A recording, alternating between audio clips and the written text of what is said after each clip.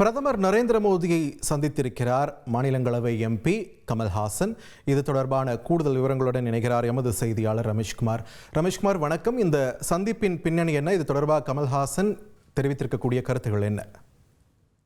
முதல் முறை மாநிலங்களவை எம்பியாக ஆகியிருக்கக்கூடிய மக்கள் நீதி மய்யம் கட்சியின் தலைவர் கமல்ஹாசன் நாடாளுமன்ற வளாகத்தில் பிரதமர் மோடியை சந்தித்து பேசியிருக்கிறார். இந்த சந்திப்பு என்பது மரியாதை நிமித்தமான சந்திப்பு என தெரிவிக்கப்பட்டிருக்கிறது. குறிப்பாக இதில் தமிழகம் சார்ந்த சில முக்கிய கோரிக்கைகளை பிரதமரிடம் கமல்ஹாசன் முன்வைத்திருக்கிறார். அதில் மிக முக்கியமானது கீழடியினுடைய தொன்மையை மத்திய அரசு அங்கீகரிக்க வேண்டும் என்கிற ஒரு கோரிக்கையை கமல்ஹாசன் முன்வைத்திருக்கிறார்.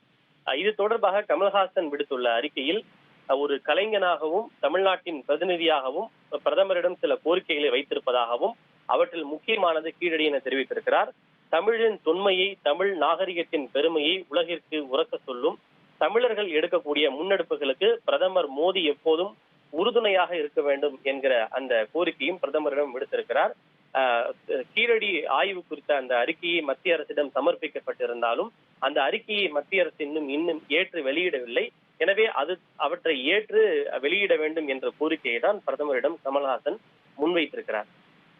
நன்றி ரமேஷ், உங்கள் விரிவான தகவல்களுக்கு. இனி செல்லும் இடமெல்லாம் செய்தி.